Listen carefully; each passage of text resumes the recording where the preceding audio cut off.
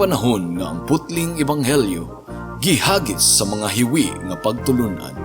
Kinahanglan mo barug ang mga tinunan ni Kristo sa pagpakigbisog sa paglaban sa pagtuo, nga magkausa ug alang sa tanang panahong gihatag sa Dios ngadto sa iyang katawan.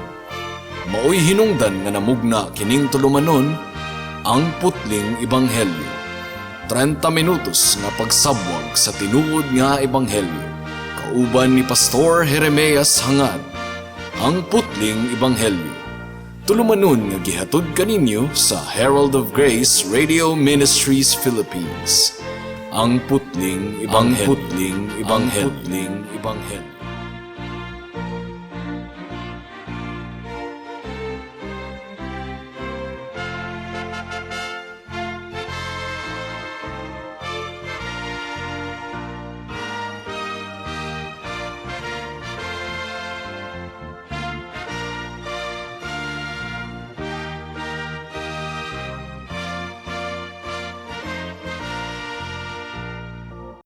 Ang sibya ning takna sa kahaponon o sa ka-live sermon ni Pastor Jeremias Hangad sa Salitran Covenant Bible Church sa Dasmariñas City, Cavite.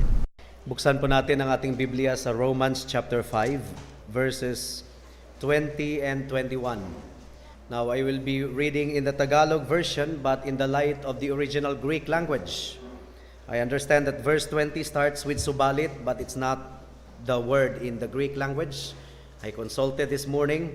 Ang word po sa Greek language is moreover. So, ibig sabihin, dagdag pa.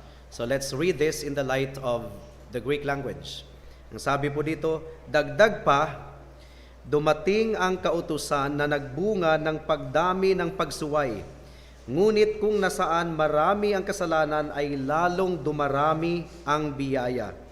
Upang kung paanong ang kasalanan ay naghari sa kamatayan, ay gayon din naman ang biyaya ay makapaghahari sa pamamagitan ng pagiging matuwid tungo sa buhay na walang hanggan sa pamamagitan ni Jesucristo na Panginoon natin. May the Lord bless the reading and hearing of His Word. Now, I have already told you that in the Greek language, the passage starts with moreover. So, ibig sabihin, dagdag pa. So, here is something additional. Dahil, nailatag na ni Pablo ang kanyang argumento mula sa verse 12 hanggang sa verse 19. At ang climax ng argumento na yon ay nasa verse 19, na kung paanong nahulog si Adam dahil sa kasalanan ni Adam, bawat isa sa atin ay itinuring na makasalanan. Hindi tayo itinuring na makasalanan dahil nagkasala tayo. Of course, nagkakasala tayo. But that's not the reason why we were constituted as sinners in the sight of God. We were constituted as sinners because of the sin of Adam, imputed unto us.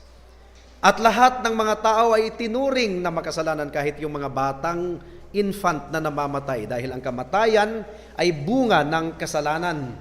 Bakit namamatay ang mga bata? Because they are also guilty of sin. Kaninong kasalanan?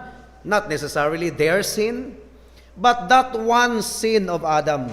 So kung merong nababaitan sa kanyang sarili na mabait naman siya, yes, mabait ka sa pakiramdam mo, but in the sight of God, you are constituted as sinner by that one sin of Adam. And then the parallel, by the obedience and righteousness of Jesus Christ, the second Adam, that's verse 19, ang lahat ng mga nasa Kanya ay itinuring, legally constituted as righteous. So we are forensically constituted as sinner because of that one sin of Adam, and we are also forensically and legally constituted as righteous because of the obedience of the Lord Jesus Christ.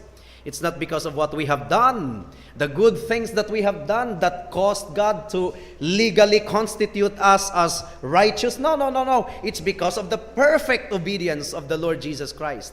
So that's the argument from verse 12 up to verse 19. Pero, meron pang idinagdag si Apostle Paul.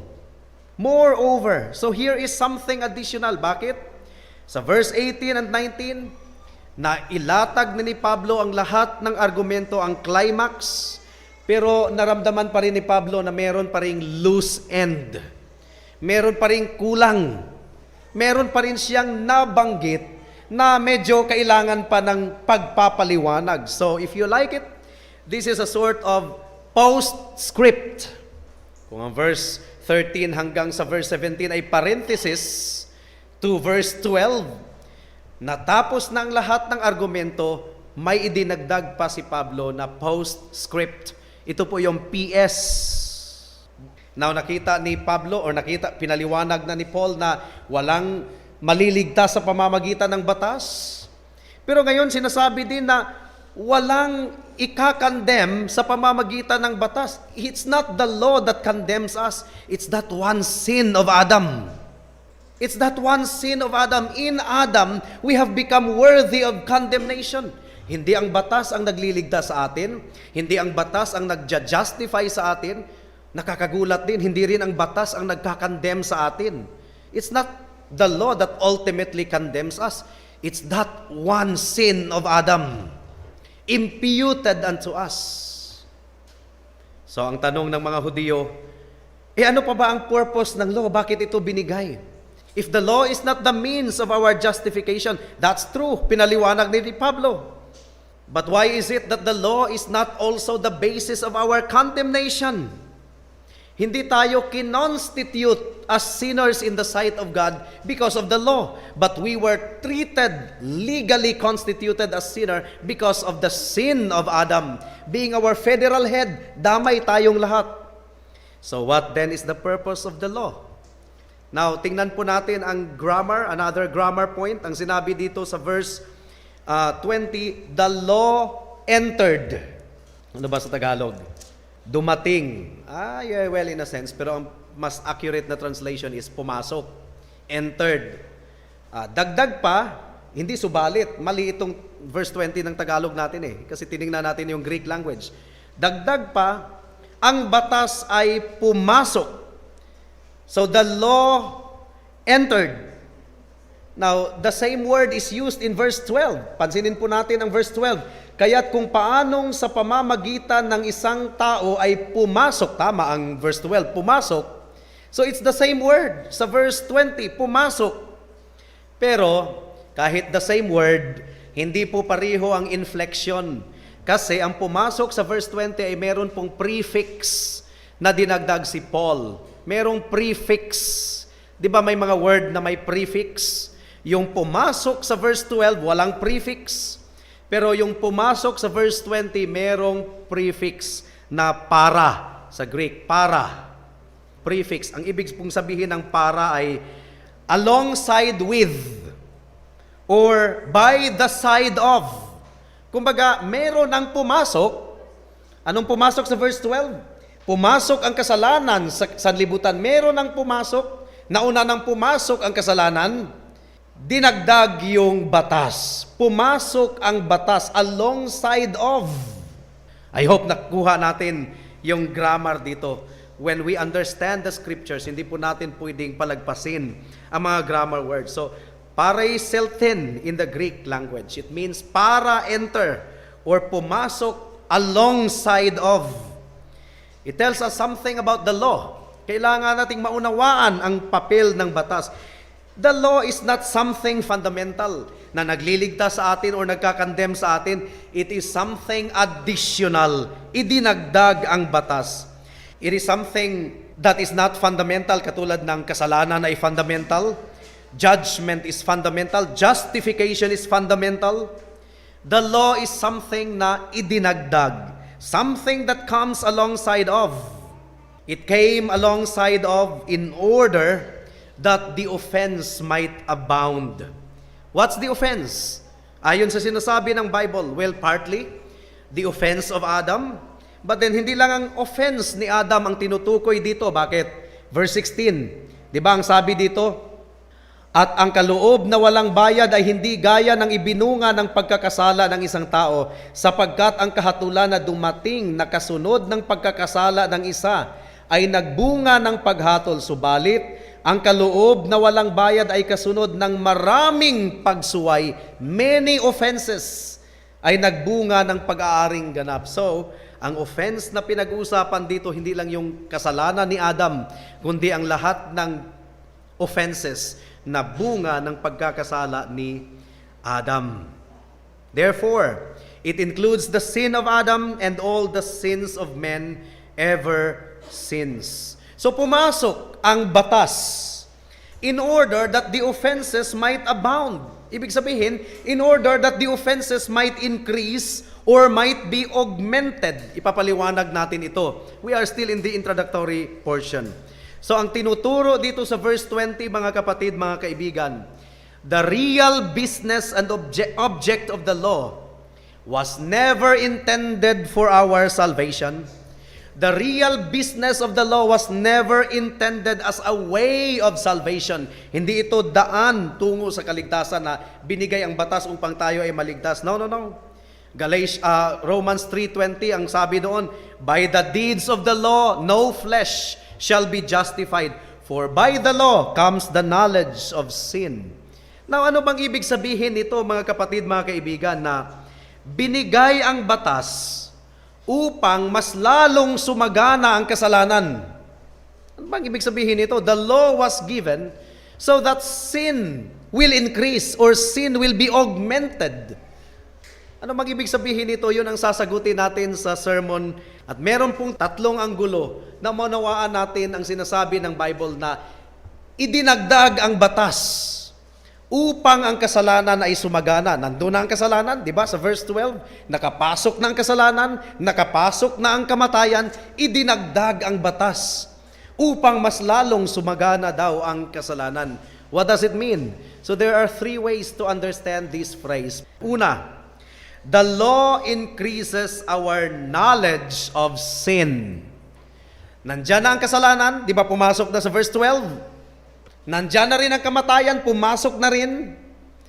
Idinagdag ang batas upang mas lalong sumagana ang kasalanan. Ang ibig sabihin, idinagdag ang batas upang ang ating kaalaman at pangunawa patungkol sa kasalanan ay madagdagan.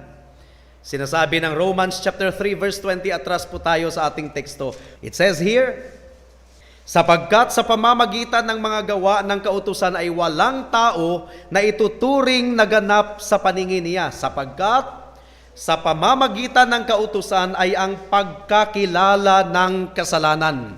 Bakit idinagdag ang batas? Idinagdag ang batas upang madagdagan ang ating pagkakilala sa kasalanan, ang ating pangunawa sa kasalanan. At sinuportahan ito ni Paul sa Romans chapter 7 verse 7. Romans chapter 7 verse 7, ang sabi dito, ano nga ang ating sasabihin? Ang kautusan ba'y kasalanan?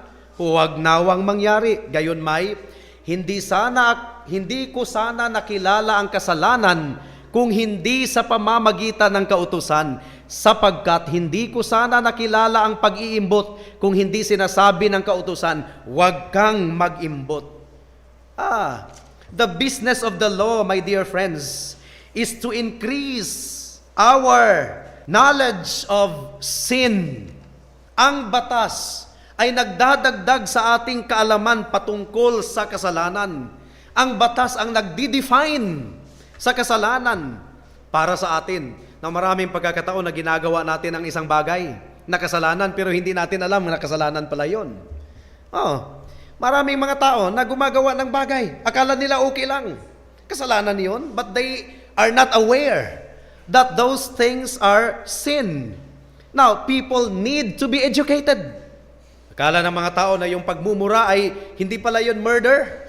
Pero when they are confronted with the law na nagsasabing kahit yung pagmumura at pagsasabi natin sa ating kapwang ulol ka, you are already guilty of murder. Maraming mga tao na gumagawa ng kasalanan na akala nila okay lang, hindi nila alam na kasalanan pala yun, pero noong ang batas ay pinakita sa kanila, doon na nila naunawaan na kasalanan pala yun. So the law educates people about sin. Ibig sabihin, the law codifies sin. Now, nagdadrive ka doon sa Davao, be careful when you are in Davao. because of the orderliness of the place. Marami pong mga one-way doon na hindi ka pwedeng mag-counterflow. Kung ikaw ay nagka-counterflow at ikaw ay hinuli sa Davao, si Kuya Ricky taga Davao, hindi ka pwedeng magsasabing, hindi ko alam. You have to know the law of Davao upang maiwasan ang kasalanan na yon or paglabag ng batas. Ang batas ang tumutulong sa atin upang maunawaan natin ang bigat ng kasalanan at ang lalim ng kasalanan. Hindi maunawaan ng tao ang bigat ng kasalanan apart from the law. Akala mo lang na yung pagsagot-sagot mo sa mga magulang kabataan, ordinaryong bagay lang. But when you are confronted by the law na nagsasabing, honor your father and mother, doon mo malaman na ikaw pala ay sumuway sa batas ng Diyos, nagrebelde sa Diyos, guilty sinner. Hindi ka lang nakagawa ng mali, kundi ang otoridad ng Diyos, ang utos ng Diyos ang niyuyurakan mo. The law makes us understand the awful deceitfulness of sin. Ang trouble sa maraming mga churches ngayon, mga kapatid, mga kaibigan, is that they don't have the knowledge of sin as they should have. Hindi pinapangaral ang kasalanan, hindi pinapangaral ang batas. And that is why in many churches, sin is regarded very lightly and very loosely. But if you will study revivals in church history, dumadating yung revival, yung malawakang pagkagising, nag-uumpisa na ang revival kung ang mga tao ay nagising sa bigat ng kanilang kasalanan, and then they turn to the Bible, and then they turn to God. Lahat ng revival ay nag-umpisa sa pagkaunawa sa ating kasalanan. Now, if we don't understand sin, dahil hindi natin pinapangaral ang batas, ay magiging kontento tayo sa isang superficial evangelism. Ano bang superficial evangelism, mga kapatid? Ikaw ba ay malungkot, nabibigatan ka sa buhay mo? Lumapit ka kay Jesus, merong kaligayahan sa Kanya, merong satisfaction, merong real joy sa ating Panginoong Jesus. Well, ang isang taong nag-i-enjoy sa kanyang buhay dahil marami siyang pera, nag-i-enjoy siya sa kanyang buhay dahil maayos naman. Oh yes, he can listen to that sermon for 1 hour and not be affected. Bakit pa siya ma-affected? He's already enjoying his life. Hindi niya maramdaman ang paglapit kay Jesus. His life is okay. Ay, hindi mo pwedeng sabihin, ikaw ba ay merong sexual temptation na nasaktan mo ang misis mo dahil ikaw ay nangalo niya. At Jesus Christ can help you in your weakness. He can give you strength to overcome sexual temptation. And then ang isang self-righteous person, moralist, magsasabing, hindi ko naman problema yan I am happy with my wife, I have my kids. So, he can sit down for 1 hour and listen to that sermon without any effect at all. But when that person is confronted that he is a guilty rebel in the sight of God, he violated the law of God. When he is confronted with the fact na kahit yung pagsisinungaling, ang motibo ng kanyang puso, ang malalaswang iniisip ng kanyang isipan at puso, ay isang pagyurak sa batas ng Diyos, an active rebellion in the sight of God, that person begins to be alarmed. He begins to feel wretched inside of him, and he will not find peace, he will not be at peace, until he will return to Jesus Christ in repentance and faith. Nakuha po natin yung evangelism na very loose and very light because sin is not proclaimed, because sin is not explained to the people. Now, pangalawa, bakit idinagdag ang batas? Bakit pumasok ang batas alongside of? That's the Greek language. Because, pangalawang rason, idinagdag ang batas in order to increase our conviction of sin. Hindi lang head knowledge, hindi lang intellectual information. Ang binibigay ng batas sa atin is conviction of sin. Nawakala ng mga anak, sa magulang lang sila nagkakasala kung sinasagot-sagot nilang magulang at sinuway sa utos. Akala nila sa magulang lang nagkakasala. But when that child will be confronted by the law of God, maunawaan niya na hindi lang sila sa magulang nagkakasala, kundi sa Diyos. Niyurakan nila ang Diyos. Ang Diyos na nagsasabing, "Children, obey your parents in the Lord, for this is right." Ang mga batang matigas ang ulo at gusto nilang ang kanilang kagustuhan ang masusunod. Imbis na, "Children, obey your parents," naging, "Parents, obey your children." Hindi pagbibigyan na bilhin yung bagay na gusto, yung pagkain na gusto dahil nakikita ng magulang na hindi pwedeng labis-labis ang chocolate at ice cream. Magdadabog at magdadabog hanggat sa makuha niya ang kanyang gusto. Gustong ipamanipulate ang isipan ng magulang. Now, mga kabataan, hindi lang kayo nagkakasala sa magulang ninyo. Higit sa lahat, niyuyurakan ninyo ang otoridad ng Diyos na nagsasabing, "Children, obey your parents in the Lord, for this is right." Hindi tayo nangangaral ng mga moralist code. Evangelism starts with who God is. Sino ang Diyos? Ang Diyos na makapangyarihan. Ang Diyos na hari, ang Diyos na may autoridad, ang Diyos na may karapatan. Ang Diyos na nagbigay ng kanyang batas. That's the start of our evangelism. We do not start our evangelism with perceived human problem and human feelings. You feel empty with your life? Kahit anong gagawin mo, empty ka pa rin sa pakiramdam mo. Lumapit ka kay Jesus. "Come unto me, all of you who are thirsty, and there is satisfaction in the Lord Jesus Christ." That's not the point where evangelism starts. Evangelism starts with God. Who God is. The authority of God. His power. His rightful place to give law. And our problem of sin, because we deliberately put our will over the will of God. The law is added so that conviction of sin will become even more weightier. In other words, the law makes us convicted that we are a wretched man.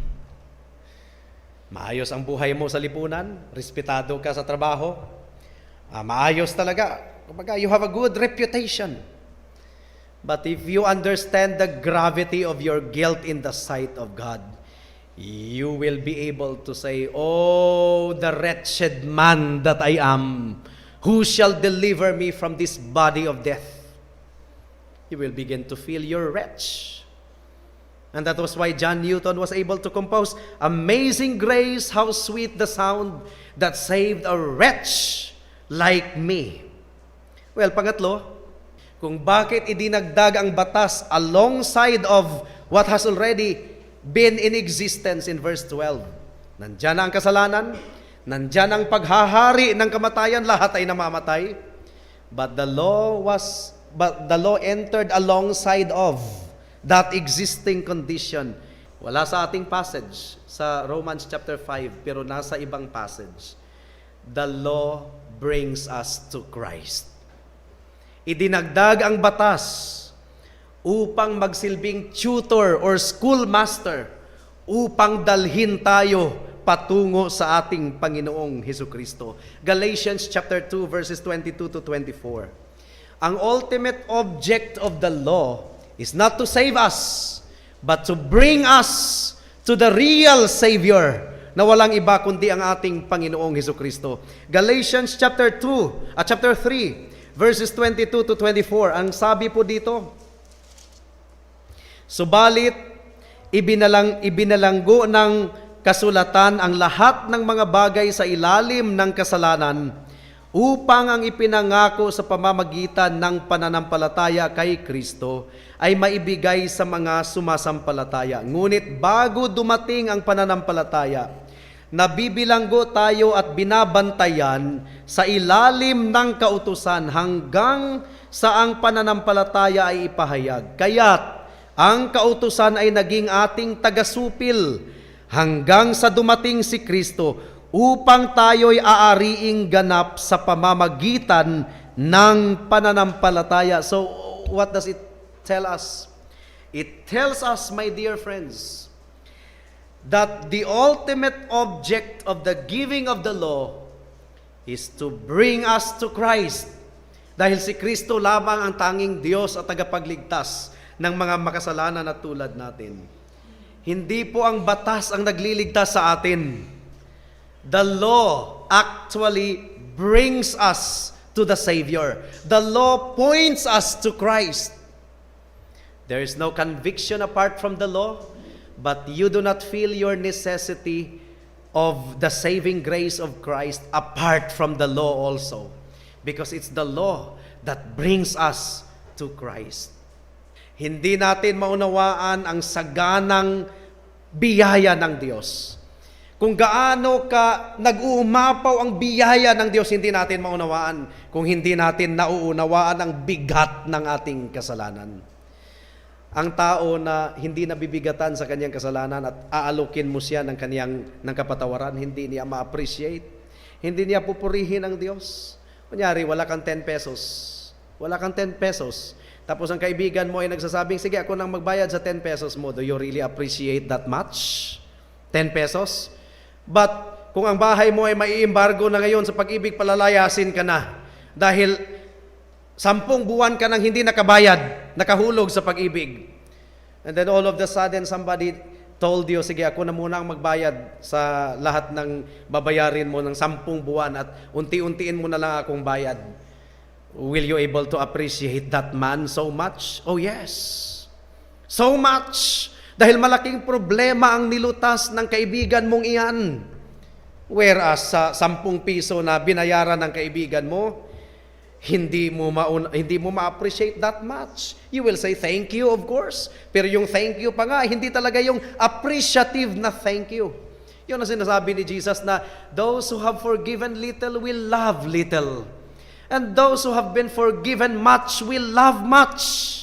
Now I want this congregation to understand na ang kapatawaran na ibinigay ng Panginoon sa atin ay labis-labis. Bakit? Labis-labis ang ating kasalanan. Guilty, wretched sinner in the sight of God. Worthy of God's condemnation. Labis-labis na kasalanan. We are all unrighteousness according to Charles Wesley in Jesus, Lover of My Soul.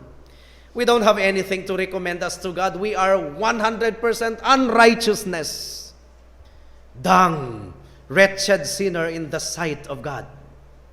But then Jesus Christ came by His grace, by His blood offered at the cross of Calvary. Hindi tayo karapat-dapat. We were rebels against Him. Itinataas natin ang ating kamao laban sa Diyos, but God commends His love towards us in this, that while we were yet sinners, Christ died for us. You understand how terrible your sin is. And when you understand also how grace is greater than our sin, ano ang tugon ng ating puso? Oh, we will praise the Savior all the more. We will say, hallelujah, what a Savior. We will say, wonderful grace of Jesus. And we will serve Him with a gladsome heart and gladsome mind. That despite trials and temptations, that despite difficulties in this fallen world, we have our Savior who loved us and who has forgiven us that much. And we will render unto Him the service and the glory and the honor that is due Him and to Him alone. O kaibigan, naway ang banal na Espiritu ang siyang sumugat sa puso mo ngayon at naunawaan mo sa pamamagitan ng batas na ikaw ay rebuilding makasalanan in the sight of God. But here is good news for you. Jesus Christ came to seek and to save the lost. Jesus Christ came to give life and to have it to the full. God's grace is greater than the greatest pool of sin. God's grace is greater than all of your sins. Come to Him right now, and He will totally pardon you, and He will totally forgive you, and deliver you from the bondage of sin. In Him and in Him alone. Wala na sa iba, kundi sa Kanya lamang. Tayo ay manalangin. And we pray, O God, that You will continue to give us the boldness and courage as a church to faithfully proclaim the undiluted gospel. Gospel na hindi hinahaluan ng worldly thoughts and worldly opinions. Gospel na hindi nag-aatubili na ipakita ang problema ng mga tao, ang problema sa kasalanan na sila ay rebelde. at umaayaw sa Diyos at aktibo na namumuhi sa Diyos. Gospel na hindi rin mag-fail sa pagpapaliwanag na kahit gaano kaitim ang kasalanan, ang Panginoon ay nagbibigay ng kapatawaran. Hindi basta-bastang kapatawaran, but it took the blood of Jesus Christ, offered at the cross of Calvary once and for all times, upang ang sino mang manampalataya sa Kanya ay merong buhay na walang hanggan. Salamat po, Panginoon. Ito po ang aming samo at dalangin sa pangalan ni Jesus. Amen. Alang sa dugang nga mga pangutana, mahimong mo text kang Pastor Jeremias Hangad sa 0935-744-3030.